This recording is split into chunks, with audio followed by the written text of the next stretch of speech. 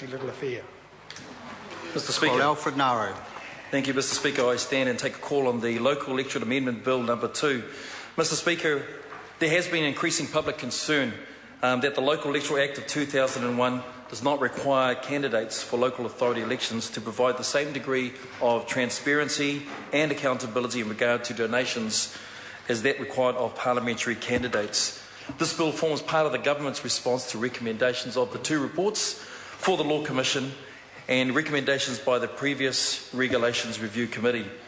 Mr. Speaker, the Law Commission has rightly said that our statute law as a whole currently lacks coherence, is untidy and can be difficult to understand and use.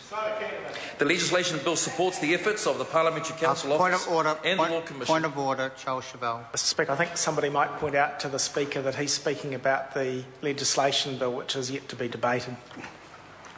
I'm listening very closely. Alfred Naru. Thank you, Mr. Speaker. This bill aims to modernise and improve the law relating to the publication, availability, reprinting and the revision and official versions of the legislation. Yeah. Mr. Speaker. Order. Yes, the member, we're actually talking about the... Giving the notes. We're actually talking about the Local Electoral Amendment Bill. And it might pay if the member concentrates on that and spends some time on that, because if the member does have this bill in front of him, he's way wide of the mark. So, Alfred Naru. Thank you, Mr. Speaker. Mr. Speaker, what this bill does do, it does limit the size of the anonymous donations a candidate can retain, Mr. Speaker. Thank you. Requiring any candidate to receive an anonymous donation of more than $1,500.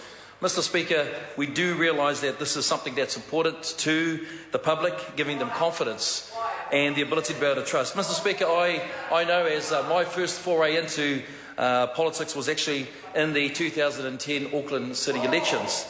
And Mr. Speaker, there that what was most important, well, not so much a confession, but actually just declaring the fact is that I was there in those elections and it was about confidence. But what confidence we're talking about is not just about the amount of the donations. Most importantly, in the bill, we're actually about declaring that candidates are local candidates, and it's the work that they do. And I think, if anything, Mr. Speaker, the rats is around the donations. The true aspect of what the public want to see are candidates that are trustworthy, candidates that are actively working in their local community, and the sections of this bill absolutely commend that. And I think that's what's going to be absolutely important. So, Mr. Speaker, I commend this bill to the House, that the government's taking this step. I commend the efforts of the Minister and also to the Justice and Electoral Committee, which is ably chaired by my colleague, and the committee members that are there. Look forward to the debate in the House on this bill. Thank you, Mr. Speaker. I understand the next call is a split call.